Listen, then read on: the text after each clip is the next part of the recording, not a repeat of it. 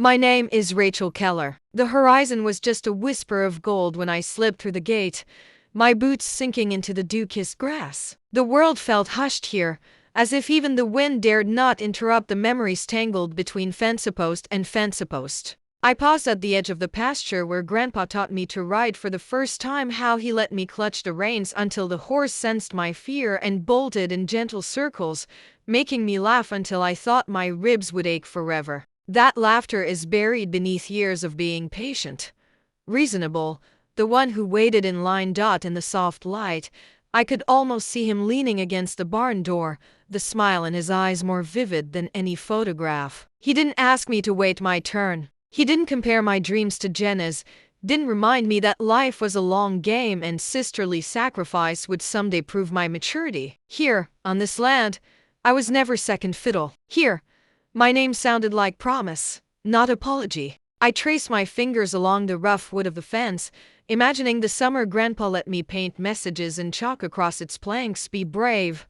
Sky's the limit. Those promises felt alive beneath my touch. But in the house under the same roof where I'd grown up, my parents' praise always flowed toward Jenna's trumpet recitals, her college acceptances, her social calendar. I learned early to tuck my hopes away, to keep my longing folded inside me like a secret letter never sent. Today, though, the farm was mine. Grandpa's final gift, delivered in legalese in private counsel, sat safe on my phone in a PDF email. 2 sentences. To Rachel Keller. This land is yours.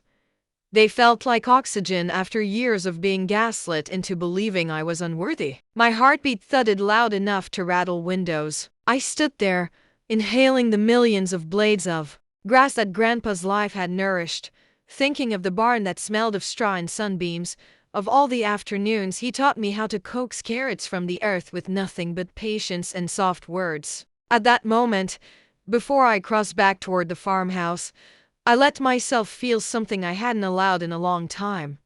Pride. It was a quiet thing, gentle as the first bird call of morning, but it pulsed with all the truth I'd stored up, proof that I mattered, that I belonged. The dawn spread wider, and I realized that for the first time, I wasn't waiting. I was already home when the lawyer's letter arrived.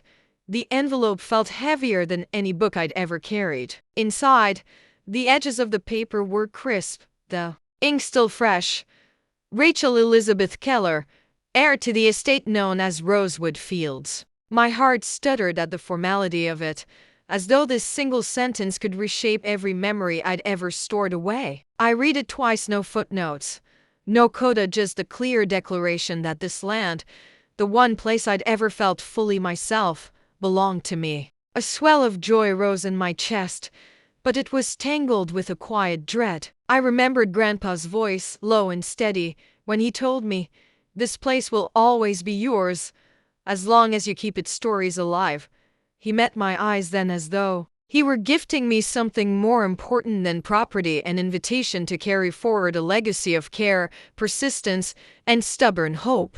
I closed my eyes against the memory, feeling the weight of his confidence settle around me, but as I tucked the letter into my coat pocket, I sensed the fault lines forming beneath my own feet. In the kitchen, the soft clatter of dishes didn't mask the way my parents exchanged a quick look the moment I walked in. My mother paused mid-swipe on her cleaning rag, and my father's newspaper folded itself closed with an ominous snap. I set the letter on the table, watched my mother's hand tremble before she reached for it. Their reaction was immediate and fierce. My mother's voice cracked as she insisted Jenna needed the land more, how it would make a fairy tale wedding venue, a showcase for her perfect life. My father leaned forward, jaw clenched, arguing that I didn't understand the practicalities. Taxes, upkeep, the burden of a farming life. "You'll drown in responsibilities you can't handle," he said, as though my love for this soil were mere romantic folly.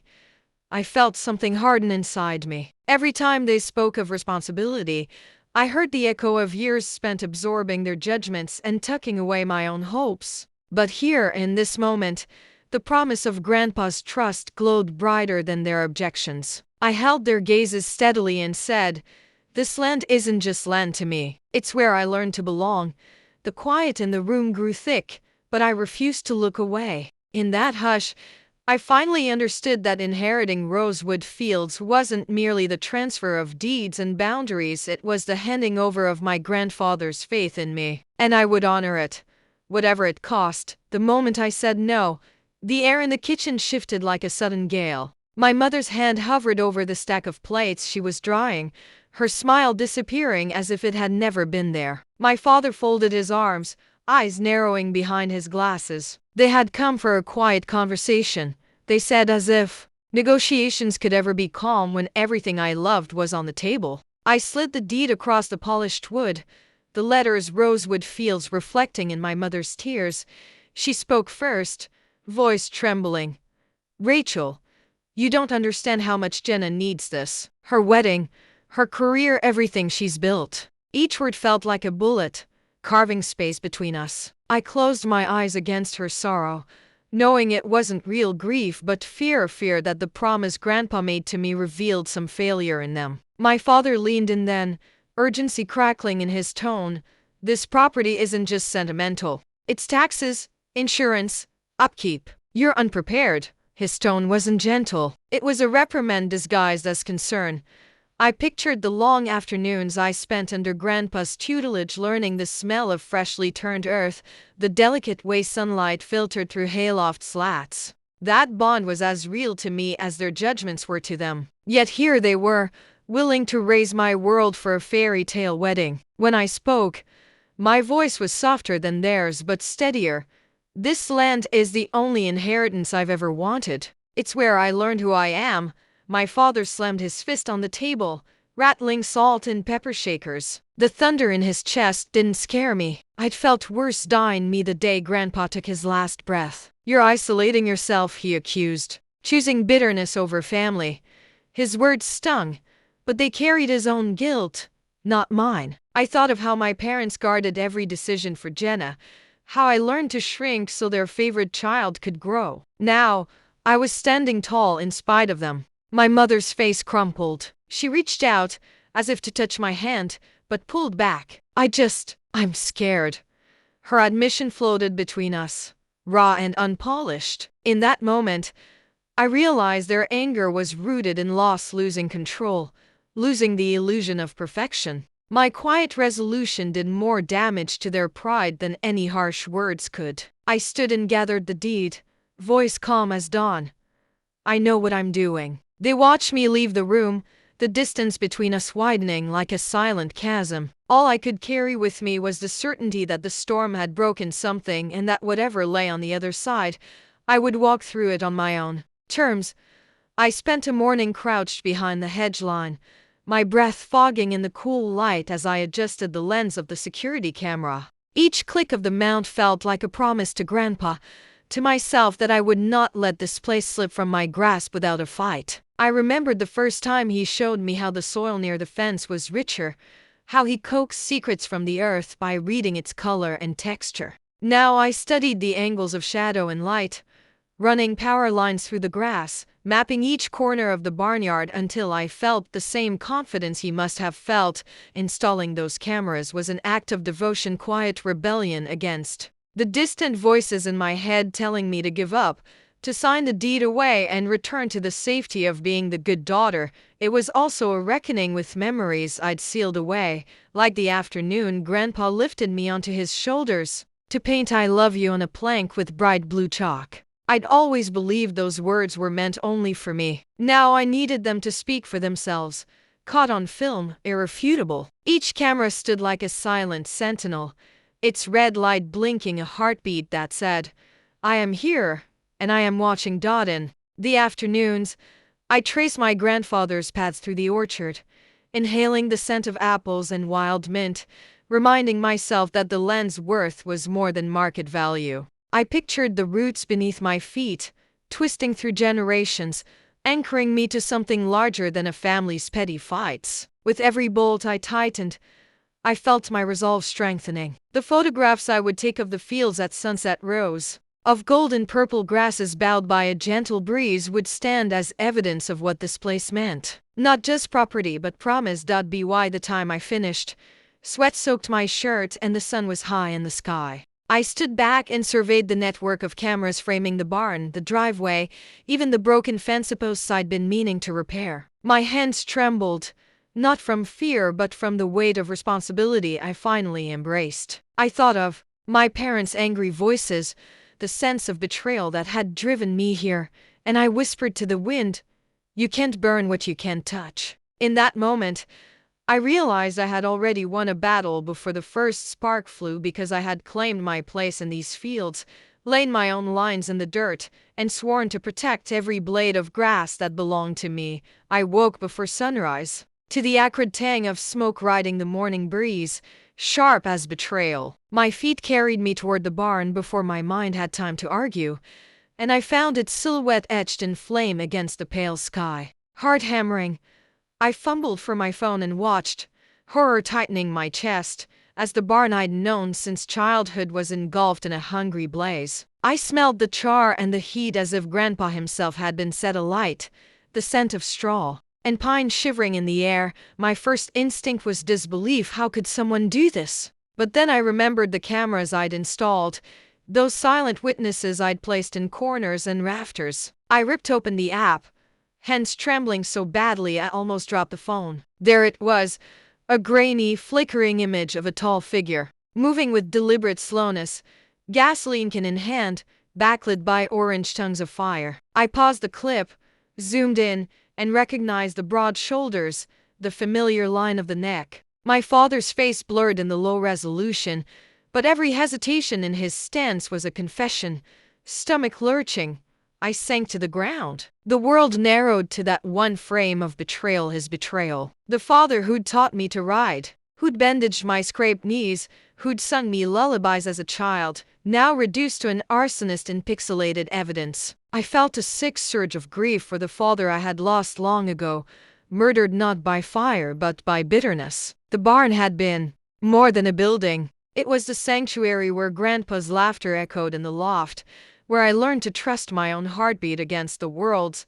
I didn't call the police. I couldn't. Calling them would feel like tearing off a bandage that was barely clinging to my heart. Instead, I slipped inside and gathered what was left of my grandfather's saddle, the reins frayed but still familiar beneath my fingers. Ash sifted through my hair like snow, and I closed my eyes against the aftermath, breathing in the smoke and shame. In that hollow moment, resolved to root, I would not let this crime go unpunished, but I would not give them the pageantry of my tears.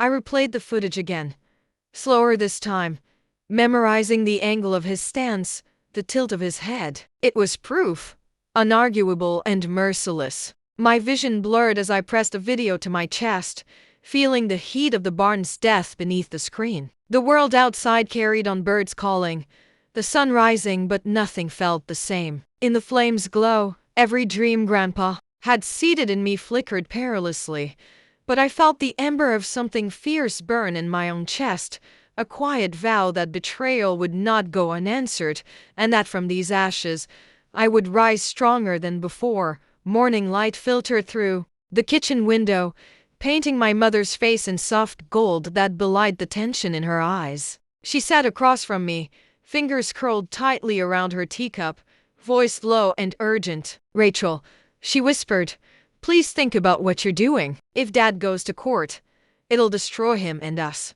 Her words trembled with fear, as if the simple act of naming my father's crime would shatter the fragile peace she'd been clinging to. I watched her struggle between relief that I hadn't called the police and terror that I'd chosen to fight back at all. I felt the walls of the old farmhouse press inward, as though the house itself recoiled from our conversation. Outside, a robin hopped along the porch rail, indifferent to our family's unraveling. My mother's plea echoed in my mind.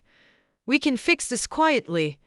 But fixing it quietly was precisely what had allowed her husband to pour gasoline and light a match. I set down my cup, voice steady but soft. "Silence won't bring back what he burned," I said. "It won't heal the barn, or Grandpa's memory, or the bond we had." My words felt too blunt for her grief, but they carried the weight of truth.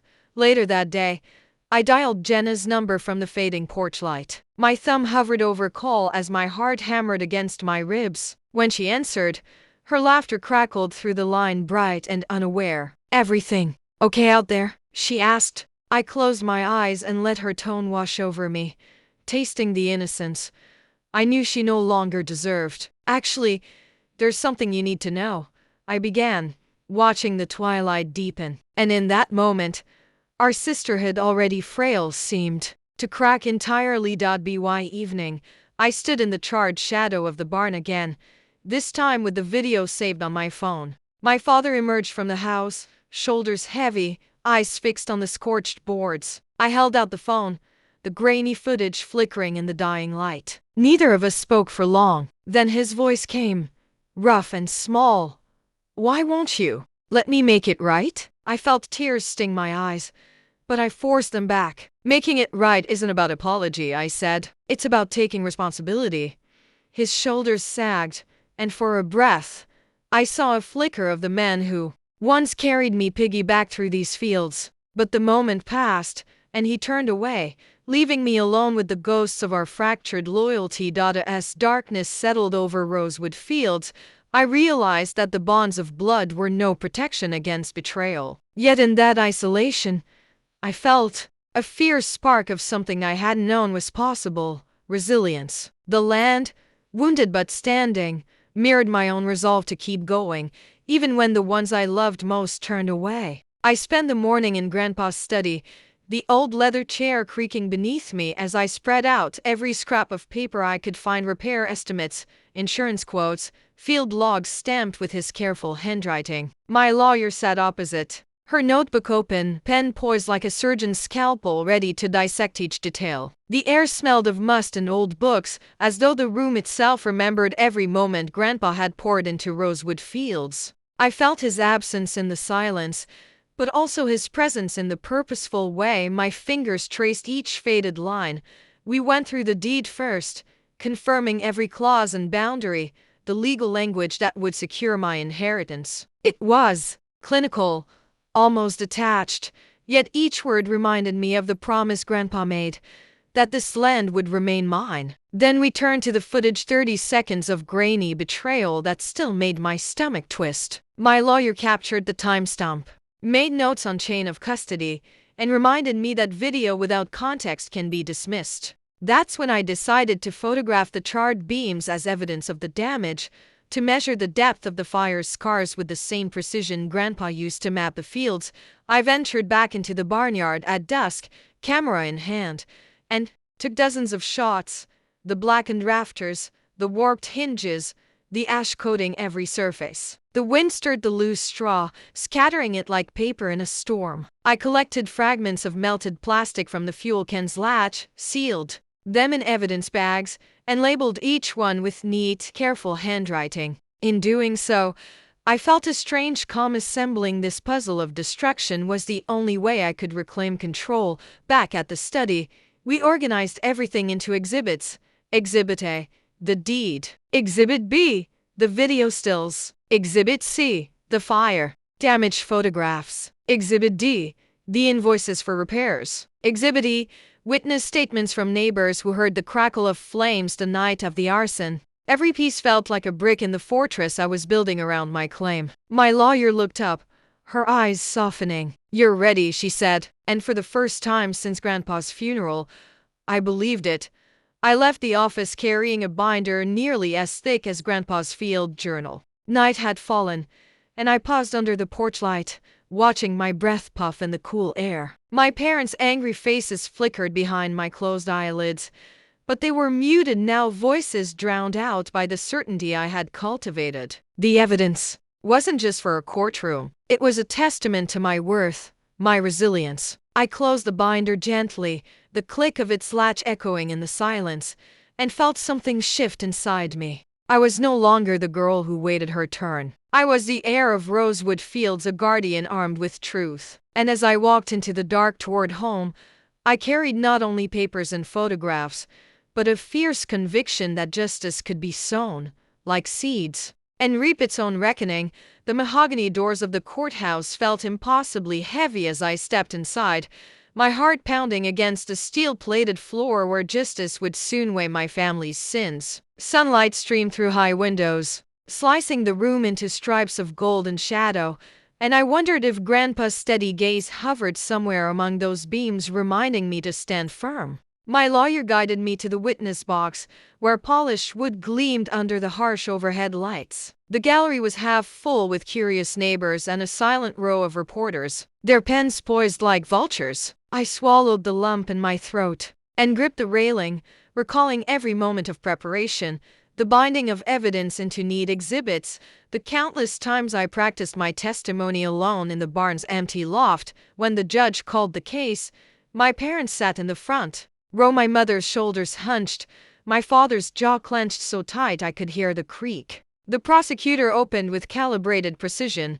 laying out the elements of arson and emotional distress. Exhibit A was my grandfather's deed. Exhibit B, the grainy video of my father's silhouette against the inferno. My stomach twisted as the clerk passed around still frames of my family's betrayal. Every click of the flashbulbs felt like a hammer striking a nail into the coffin of their denials.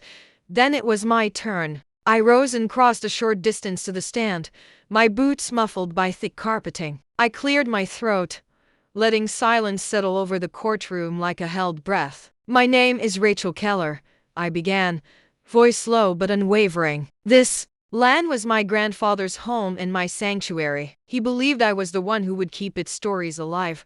My eyes flicked to the bench where my parents watched, their faces masks of grief and anger. I described the night I found the barn ablaze, how I felt the heat scorch memories I could never reclaim. I spoke of the cameras I'd installed, not to spy but to protect the legacy that belonged to me.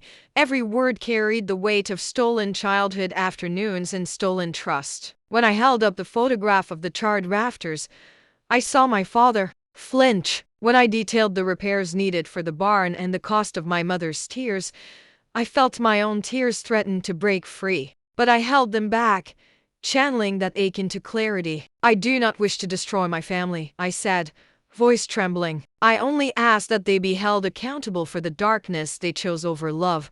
The hush that fell afterward was heavier than any verdict. In that silence, I was neither daughter nor sister but the heir of my own truth, bearing witness to the flames that tried to erase me, yet somehow left behind the ember of my resilience. The judge's gavel came down like the final hammer striking an iron forge, and I felt the resonant echo not only in the courtroom but inside my chest, where the embers of my fury and grief had burned for weeks. When the verdict was read, confirming that Rosewood Fields remained mine and awarding damages for emotional distress and property loss, the hush that followed felt as profound as the moment the barn first caught fire. I watched my parents' faces, my mother's eyes glassy with regret, my father's jaw slack in stunned realization, and I understood that for them, this decision crystallized everything they had tried to bury beneath anger and shame. Leaving the courthouse, I carried the binder of evidence like a shield against doubt. Neighbors nodded in quiet solidarity as I passed. Some whispered that they'd always known I would prevail,